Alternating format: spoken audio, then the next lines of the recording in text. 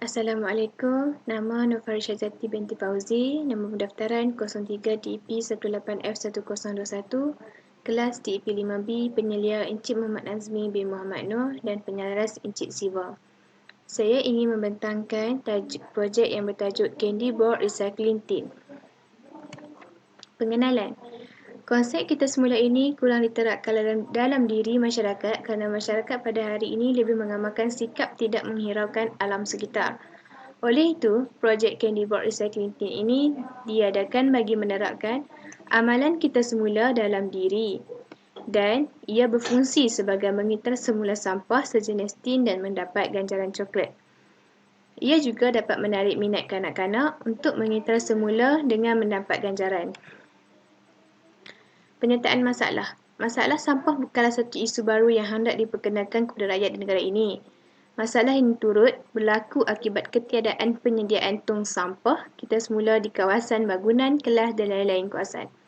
Sampah seperti tin berisiko tinggi sekiranya berselerakkan di merata tempat. Sampah seperti tin juga berisiko iaitu akan berlaku kecederaan. Objektif kajian. Tujuan projek ini dicipta adalah untuk mendidik kanak-kanak mengenai kepentingan alam sekitar agar kanak-kanak akan lebih menghargai alam sekelilingnya. Ia juga dapat menjadikan kawasan taska dan persekitarannya lebih ceria, bersih dan cantik apabila adanya sudut kita semula. Menanam kesedaran tentang pentingnya menjaga alam sekitar dengan mengitar semula sampah seperti tin minuman. Ia juga boleh menerapkan sikap tanggungjawab dan sikap mencinta terhadap alam sekitar dalam kalangan taska. Skop projek. Projek ini merupakan sebuah candy board recycling tin yang bersaiz sederhana. Projek ini mampu mengitar semula sampah yang berjenis tin dan mendapat ganjaran coklat. Projek ini sesuai diletakkan di kawasan taska kerana dapat menarik minat kanak-kanak supaya mengitar semula dengan mendapat ganjaran. Kajian literatur. Menurut Akta Pengurusan Sisa Pekerja dan Pembersihan Awam 2007, Akta 672, kita semula bermaksud memungut dan mengasingkan sisa pekerja. Kita semula juga mengubah bahan-bahan yang sepatutnya menjadi sisa kepada sumber-sumber yang bernilai. Kita semula merupakan salah satu cara terbaik untuk bagi mendapatkan kesan yang positif kepada dunia. Ia juga penting bagi kita dan alam semula jadi. Wajarlah kita menjaga alam sekitar dan cara mengitar semula bahan-bahan yang sepatutnya menggunakan konsep 3R atau mencipta sesuatu projek yang boleh dikitar semula untuk menjaga kesihatan sesama dan menjadi contoh kepada negara lain. Metodologi. Bab metodologi ini adalah pembincangan yang menerangkan hasil dapatan projek Candy Board Recycling Tin bagi membuat satu diskusi penyelesaian yang kukuh berkaitan dengan semua masalah yang berlaku. Maka, satu alternatif atau pendekatan yang baru mungkin dapat diwujudkan untuk memastikan segala permasalahan yang timbul dapat diselesaikan dengan cepat dan bijak.